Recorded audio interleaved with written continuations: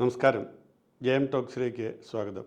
സാമൂഹിക വികസന പദ്ധതികളും നാടിൻ്റെ വികസന പദ്ധതികളും പ്രഖ്യാപിച്ചുകൊണ്ട് സംസ്ഥാന സർക്കാർ തിരഞ്ഞെടുപ്പിന് ഒരുങ്ങിക്കഴിഞ്ഞിരിക്കുകയാണ്. സംസ്ഥാന സർക്കാരിൻ്റെ പ്രഖ്യാപനങ്ങൾ കേട്ട് പ്രതിപക്ഷവും അന്തം വിട്ടു നിൽക്കുന്നു. ഏറ്റവും ഒടുവിൽ കിഫ്ബിയുടെ രജത ജൂബിലി ആഘോഷത്തോടനുബന്ധിച്ച് കിഫ്ബിയിലൂടെ കഴിഞ്ഞ 5 വർഷത്തിനുള്ളിൽ പിണറായി സർക്കാർ നടപ്പാക്കിയ പദ്ധതികളെക്കുറിച്ചുള്ള പ്രഖ്യാപനങ്ങളാണ് നമ്മൾ കണ്ടത്. 5 വർഷത്തിനുള്ളിൽ 90,500 കോടി രൂപയുടെ പദ്ധതി കേരളത്തിൽ നടപ്പാക്കുന്നതായിട്ടാണ് പത്രങ്ങളുടെ എല്ലാം 1-ാം പേജിൽ പരസ്യം നൽകിക്കൊണ്ട് സർക്കാർ പ്രഖ്യാപിച്ചത്. അതായത് ഏകദേശം 1 ലക്ഷം കോടി രൂപയുടെ പദ്ധതികൾ. ഈ പദ്ധതികൾ നടപ്പാക്കുന്നുണ്ടോ, അല്ലെങ്കിൽ ഇതിനുവേണ്ടി എത്ര പണം ചെലവഴിച്ചു, ഇത് എത്രമാത്രം ഏത് ഘട്ടത്തിലെത്തി എന്നൊക്കെ ആ പരസ്യങ്ങളിലോ പ്രസ്താവനകളിലോ ഒന്നും വ്യക്തമല്ല. അതിനെയും ജനങ്ങളോട് പറയേണ്ടത് പ്രതിപക്ഷമാണ്. പക്ഷേ ഒരു കാര്യം, സംസ്ഥാന സർക്കാർ ഏകദേശം 25 പ്രമുഖ പദ്ധതികളാണ് ഈ 1 ലക്ഷം കോടി രൂപയോളം വരുന്ന പദ്ധതികളായി പ്രഖ്യാപിച്ചിരിക്കുന്നത്, അല്ലെങ്കിൽ നടപ്പാക്കിക്കൊണ്ടിരിക്കുന്നത്. അതുകൂടാതെ ഏതാണ്ട് 1000-ന് മേൽ പദ്ധതികൾ വേറെയുമുണ്ട്, വലുതും ചെറുതുമായ പദ്ധതികൾ. ഈ 25 പദ്ധതികളിലൂടെ ഏകദേശം 1 ലക്ഷം കോടി രൂപ ഈ സംസ്ഥാനത്ത് വികസന രംഗത്ത് ചെലവാക്കിക്കൊണ്ടിരിക്കുന്നു എന്ന് പറയുമ്പോൾ പ്രതിപക്ഷം ചോദിക്കുന്നത് പണം എവിടെ നിന്നാണ്?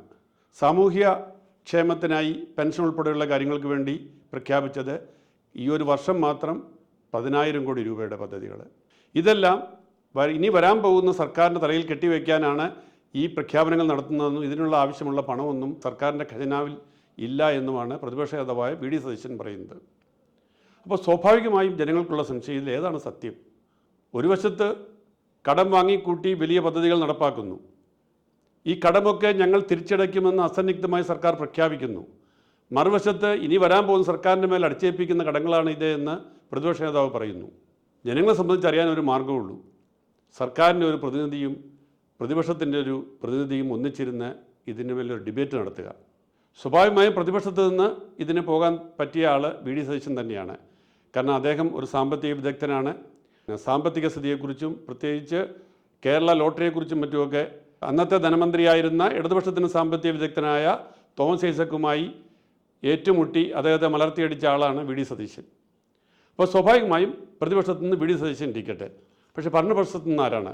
ധനമന്ത്രിയായ ബാലഗോപാലായാലോ? പക്ഷേ ബാലഗോപാൽ പോരാ എന്നുള്ളതാണ് ഭരണപക്ഷത്തുള്ള പലരുടെ അഭിപ്രായം. എങ്കിൽ പിന്നെ കിഫ്ബി കൊണ്ട് ഈ പണമെല്ലാം സമ്പാദിച്ച, കിഫ്ബിയിൽ സമ്പദ് വ്യവസ്ഥ പടുത്തുയർത്തിയ ഡോക്ടർ കെ.എം. എബ്രഹാം തന്നെ ആയാലോ? അദ്ദേഹമാണെങ്കിൽ മുഖ്യമന്ത്രിയുടെ ചീഫ് പ്രിൻസിപ്പൽ സെക്രട്ടറിയുമാണ്. അപ്പോൾ ഒരു വശത്ത് വി.ഡി. സതീശനും ഒരു വശത്ത് ഡോക്ടർ കെ.എം. എബ്രഹാം കൂടി ഇരുന്ന് കേരളത്തിൻ്റെ സാമ്പത്തിക സ്ഥിതിയെക്കുറിച്ച്, കിഫ്ബിയെക്കുറിച്ച് ഒരു ചർച്ച നടത്തട്ടെ.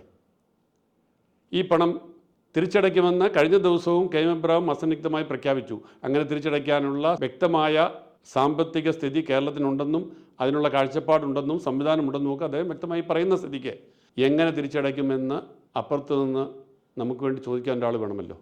അപ്പോൾ ഇതിനു വേണ്ടി ഒരു ഡിബേറ്റ്, കാരണം സാധാരണ അമേരിക്കൻ ഇലക്ഷനിലൊക്കെ അമേരിക്കൻ പ്രസിഡന്റ് തിരഞ്ഞെടുപ്പിലൊക്കെ നമ്മൾ കണ്ടിട്ടുണ്ട്.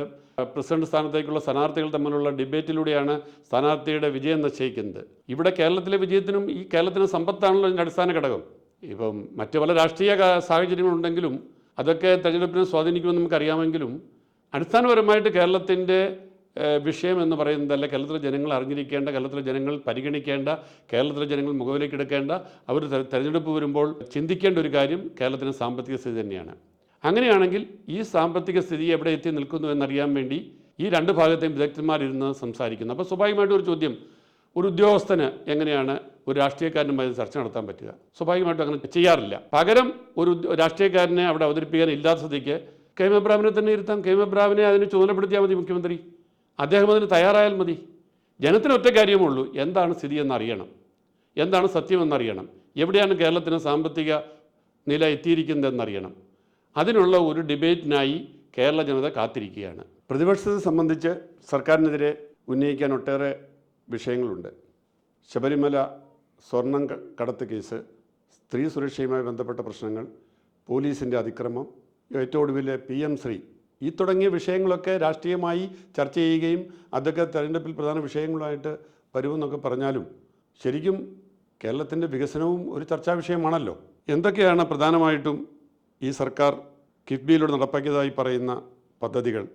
റോഡുകളുടെയും പാലത്തിൻ്റെയും നിർമ്മാണത്തിന് മാത്രമായിട്ട് 21,624 കോടി രൂപ ചെലവഴിക്കുന്നു എന്നാണ് പറയുന്നത്. അതിൽ 3,251 കോടി രൂപ അനുവദിച്ചു കഴിഞ്ഞു. 14 പദ്ധതികൾ പൂർത്തിയാക്കിയെന്ന് പറയുന്നു. അപ്പോൾ ബാക്കി 21,000-ൽ ബാക്കി പണം എവിടെ, പദ്ധതി എവിടെ എന്നുള്ള ചോദ്യം അവശേഷിക്കുന്നുണ്ട്. റെയിൽവേ മേൽപ്പാലത്തിന് മാത്രമായിട്ട് 2,263 കോടി രൂപ ചെലവഴിച്ചു എന്നല്ല, അനുവദിച്ചു എന്ന് പറയുന്നു. ചെലവഴിച്ച തുക എത്രയാണെന്ന് വ്യക്തമാക്കിയിട്ടില്ല. ദേശീയപാതയുടെ വികസനത്തിനായി 6,769 കോടി രൂപ ചെലവഴിച്ചു. അത് സംസ്ഥാന സർക്കാർ മാത്രമല്ല, കേന്ദ്ര സർക്കാരും സംസ്ഥാന സർക്കാരും കൂടിയാണ്. ഇതിൽ 5,561 കോടി രൂപ സംസ്ഥാനത്തിന് വിഹിതമാണ് എന്നും അത് കിഫ്ബിയാണ് നൽകിയെന്നും പറയുന്നു. മലയോര ഹൈവേക്ക് വേണ്ടി മാത്രം 3,633 കോടി രൂപ ചെലവാക്കിയതായി പറയുന്നു. തീരദേശ ഹൈവേക്ക് മാത്രമായി മറ്റൊരു 3,667 കോടി രൂപ. ആരോഗ്യത്തിന് വേണ്ടി 6,874 കോടി രൂപ. ഉന്നത വിദ്യാഭ്യാസത്തിന് 2,227 കോടി രൂപ. പൊതുവിദ്യാഭ്യാസത്തിന് 3,220 കോടി രൂപ. വൈദ്യുതി വിതരണത്തിന് മാത്രമായിട്ട് 5,200 കോടി രൂപ. ഗതാഗതത്തിന് 607 കോടി രൂപ. പട്ടികജാതി പട്ടികവർഗ വികസനത്തിന് 182 കോടി രൂപ. വ്യവസായ പാർക്കുകൾക്ക് 16,527 കോടി രൂപ. സത്യത്തിൽ ഈ കോടികൾ ഇങ്ങനെ ഒഴുകുന്നു എന്ന് സർക്കാർ പറയുമ്പോൾ എത്ര കോടികൾ എത്തിയെന്നും എത്ര കോടി എവിടെ നിന്ന് കടമെടുത്തുവെന്നും അതിൽ എത്ര കോടി ചെലവഴിച്ചുവെന്നും എന്തൊക്കെ പദ്ധതികൾ പൂർത്തിയായി എന്നും കൃത്യമായി ജനങ്ങളുടെ മുന്നിൽ സർക്കാർ അവതരിപ്പിക്കുന്നതിനപ്പുറത്തേക്ക് അതിനെ പ്രതിപക്ഷത്തിൻ്റെ ചോദ്യങ്ങളിലൂടെ യഥാർത്ഥത്തിൽ എവിടെ എത്തി നിൽക്കുന്നു എന്ന് കണ്ടെത്താൻ വേണ്ടിയുള്ള ഒരു ഡിബേറ്റാണ് ആവശ്യമായിരിക്കുന്നത്. അത് കേരള ജനത അർഹിക്കുന്നുണ്ട് എന്ന് തന്നെയാണ് ഞാൻ കരുതുന്നത്. ഈ വീഡിയോ നിങ്ങൾക്ക് ഇഷ്ടപ്പെട്ടെങ്കിൽ സബ്സ്ക്രൈബ് ചെയ്യുക. അതിനായി താഴെയുള്ള ബെൽ ബട്ടണിൽ അമർത്തുക.